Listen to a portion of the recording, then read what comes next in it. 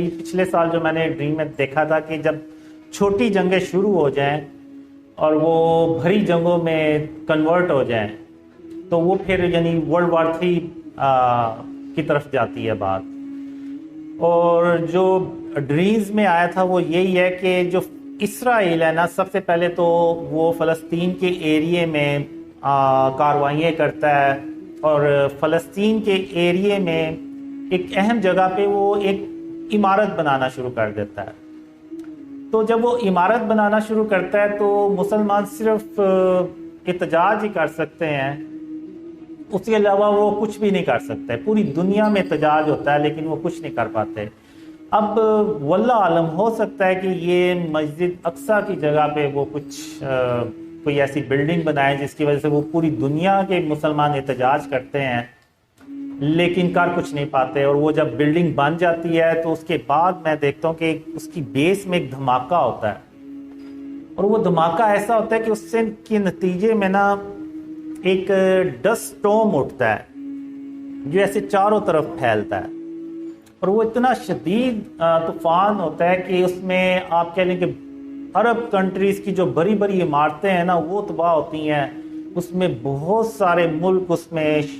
اس کی زرد میں آتے ہیں. ایجپٹ آتا ہے، سوڈان، سعودی عرب، سیریا، عراق، ادھر سے آپ دبئی، قطر، یعنی یہ سارے جو عرب کنٹریز ہیں نا وہ اس کی زرد میں آتے ہیں. اور ایک ڈریم میں نے دیکھا کہ وہ کاروائیاں کرتے ہیں، پھر اسرائیل کاروائیاں کرتا ہے، پھر رشیا بھی جو ہے نا وہ پروکسی وارز کے تھرو وہاں پہ گروپ بندی کرتا ہے اور وہاں پہ وہ ہانہ جنگی ٹائپ ماحول شروع ہو جاتا ہے. پھر کرتے کرتے امریکہ جو ہے نا وہ اوپنلی اس جنگ میں شامل ہو جاتا ہے اور وہ پھر ورلڈ وار 3 بن جاتی ہے. اب اگر تو یہ چیزیں شروع ہو گئیں، یہ جو اسرائیل اور فلسطین کا ریسنٹلی جو کچھ بھی چل رہا ہے، تو آپ بھول جائیں، یعنی پھر مسلمانوں کے اوپر برا وقت ہی ہے. میں نے دیکھا ہے، میں بات کرنا تو نہیں چاہ رہا لیکن جو میں نے ڈریمز میں دیکھا وہ یہی ہے کہ مسلمان بہت زیادہ پستے ہیں، بہت زیادہ ان کو شکست بھی ہوتی ہے اور بہت بڑی تعداد میں مسلمان مارے بھی جاتے ہیں. اور یہ عمل تب تک جاری رہتا ہے جب تک کہ غزوہ ہند نہ ہو جائے. مڈل ایسٹ میں یہ سارا کچھ چل رہا ہوتا ہے لیکن پاکستان میں اللہ اپنی رحمت سے پاکستان کے لوگوں کو ڈریمز کا بتا بھی دیتا ہے اور ان کو پاکستانیوں کو سمجھ بھی آ جاتی ہے، اور وہ ہم اس ملک کو شرک اور اس کی اقسام سے پاک کرتے ہیں. جب ہم اس ملک کو شرک اور اس کی اقسام سے پاک کرتے ہیں تو اللہ کی جو رحمتیں اور برکتیں ہیں نا وہ اس ملک میں نازل ہونا شروع ہو جاتی ہیں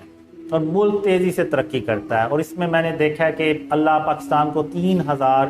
کالے رنگ کے ناقابل شکست جہاز بھی دیتا ہے، اور وہ جہاز وہ ہوتے ہیں جو جس کو دیکھ کے انڈیا کی اکیلے ہمت ہی نہیں پڑتی پاکستان پہ اٹیک کرنے کی.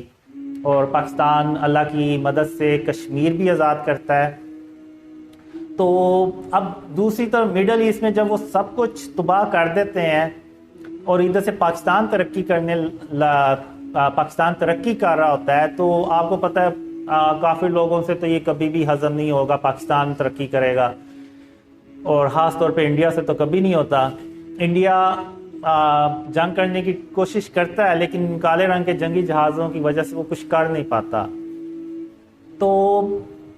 وہ پھر جو جنگ ہوتی ہے نا مڈل ایسٹ میں، اس کو پھر وہ پاکستان پہ لے کے آتے ہیں. اور یعنی چونکہ پاکستان ترقی بھی کر رہا ہوتا ہے تو وہ کافی لوگ کہتے ہیں کہ ہم پاکستان کو اگر ہم نے ادھر ہی روک لیا تو روک لیا، نہیں تو یہ کل کو ہمارے اوپر حکومت کرے گا. تو وہ اس نظریے سے بھی نا سارے ہندوستان میں جمع ہوتے ہیں اور پاکستان اکیلا ایک طرف ہوتا ہے. اس میں یہ ہوتا ہے کہ وہ اللہ اپنی رحمت سے ڈریمز پھیلاتا بھی چلا جاتا ہے اور بہت سارے مسلمان یعنی اسلام کا جو آخری قلعہ ہے پاکستان، اور جہاں پہ غزوہ ہند لڑی جانی ہے اور جہاں سے خاتم النبیین محمد صلی اللہ علیہ وسلم کا جو سچا اسلام ہے وہ پھیلنا ہے، تو اس کے دیکھتے ہوئے بھی نا پوری دنیا سے مسلمان پاکستان میں ہجرت کرتے ہیں، مائیگریٹ کرتے ہیں، اور پاکستان کی جو آبادی ہے نا وہ کافی پھیل بھی جاتی ہے، کافی زیادہ بھی ہو جاتی ہے۔ تو وہ سارے دشمن جب اکٹھے ہو جاتے ہیں تو یہ اگر میں کہوں کہ اس ایک طرف 100 ملک اکٹھے ہو گئے اور ایک طرف پاکستان اکیلا ہے تو یہ غلط نہیں ہوگا۔ پاکستان کو میں نے دیکھا ہے تقریباً چاروں طرف سے نا اٹیکس آتے ہیں، اور وہ بہت خطرناک قسم کی جنگ ہوتی ہے، اور اس جنگ میں مسلمانوں کا جیتنا بہت ضروری ہوتا ہے۔ جو میں نے ڈریمز میں دیکھا ہے کہ جیسے مسلمانوں کے لیے غزوہ بدر بہت اہم تھی، اس جنگ کو جیتنا بہت اہم تھا، اسی طرح غزوہ ہند کو جیتنا بھی بہت اہم ہے۔ تو اللہ کی مدد سے وہ پاکستان جنگ جیت جاتا ہے، اور پھر پاکستان مڈل ایسٹ میں جاتا ہے، اور وہاں پہ رشیا اور امریکہ جیسی سپر پاورز کو شکست دینے کے بعد پوری دنیا میں اکیلا اللہ کی مدد سے سپر پاور بن جاتا ہے، اور پھر پاکستان جو ہے وہ خاتم النبیین محمد صلی اللہ علیہ وسلم کا